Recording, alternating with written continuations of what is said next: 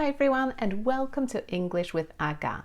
In this video, I'm going to teach you 26 very common English phrases that will be useful in any everyday conversation that you have in English. So let's get started. But before that, make sure you subscribe to my channel and get your free English grammar booklet from the video description. Okay, phrase number 1, long time no see. This means I haven't seen you for a long time. It's something you can say to a friend when you meet for the first time in ages. Hi, how are you? Long time no see. How is it going? That's another very common phrase you can say at the beginning of a conversation when you meet someone. How is it going? How are you? What have you been up to? It's a question you can ask a friend to find out what they have been doing recently, what's new in their life. What have you been up to? What have you been doing? At the end of the day, this is a very common phrase in English, and you can use it just before you give a final conclusion or opinion about something. Your most important thought. At the end of the day, you should follow your dreams. So, all things considered, this is my most important point. At the end of the day, you should follow your dreams. Don't worry. A very common phrase when somebody is worried about something. I can't believe it. This is something you can say when you're very surprised. I've got a new job. I can't believe it. That's amazing. I'm so surprised. You must be joking. That's again something we can say when we're shocked by something, when we're very surprised. I won the lottery. You must be joking. I am so shocked. Thank God it's Friday. This is something that people say when they've had a really tiring or frustrating week, and they just want to say that they're happy that it's finally the weekend. Thank God it's Friday. It's supposed to be nice at the weekend. It's something you can say when you think the weather will be good. It's supposed to be nice. The weather forecast says it will be nice. Have you got any plans for the weekend? This is a useful question to ask a friend or a colleague, to be nice and find out what they're doing at the weekend. Have you got any plans? The traffic was a nightmare. When something is a nightmare, it means it's very, very bad or annoying or frustrating. Something is terrible. The traffic was a nightmare. So there was lots of traffic and it took me a very long time to get here. I'm getting so many emails, it's really hard to keep up. To keep up means when you've got lots of things to do and you're trying to do them all so that you don't have a very long to-do list. So it's hard to keep up. It's hard to meet all of my responsibilities and complete all of my tasks. Is it home time yet? If only. If only is a useful phrase to say that you wish something was true, but it's not.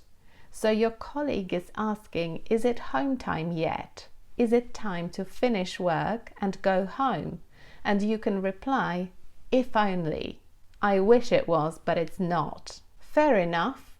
This is something you can say when you think something somebody told you makes sense.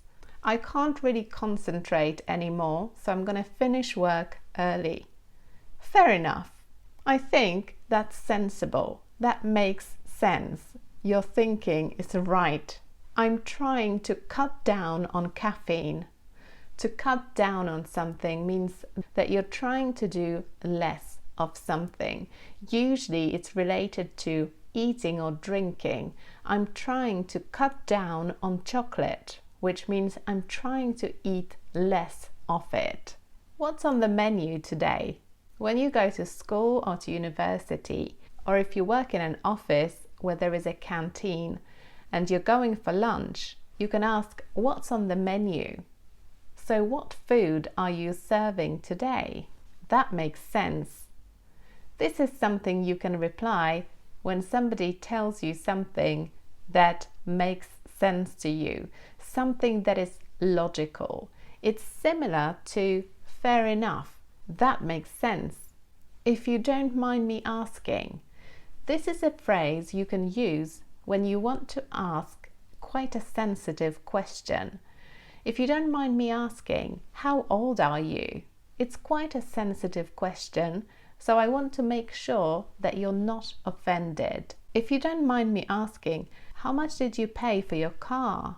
I know it's a sensitive question, so only tell me if you want to. My out of office is on. An out of office is a message that you set in your email when you go on holiday or when you've got a day off. So you set your out of office or you put your out of office on. It means if somebody emails you, they will get a message to say that you're not there today. I am out of office. Take your time. This is a very useful phrase to tell somebody that they don't have to rush. I'm happy for you to take your time, to do it slowly. You don't have to hurry. Take your time. Take each day as it comes. This is a useful phrase when you're giving advice to somebody, when they're going through something difficult or challenging. Take each day as it comes. So don't get too stressed out about it. Just take it slowly. Every day is a new day. I'm absolutely starving. This is a really useful phrase if you want to say you're very, very hungry. Let's get lunch. I'm absolutely starving. I'm gasping for a cup of tea. I am very, very thirsty. Now imagine you're meeting a friend. You had a nice chat, you had a coffee together, and now it's time to go home. You can say, it was lovely to see you, which means it was really nice to see you. It was lovely to catch up. To catch up means to have a conversation about what's been going on in your life, to give your friend an update on what you've been doing. See you soon. That's something you can say at the end. And you can say, have a nice weekend. I hope you enjoyed this little lesson. Leave me a comment and tell me one new phrase that you learned from this lesson. And I'll see you next time. Bye.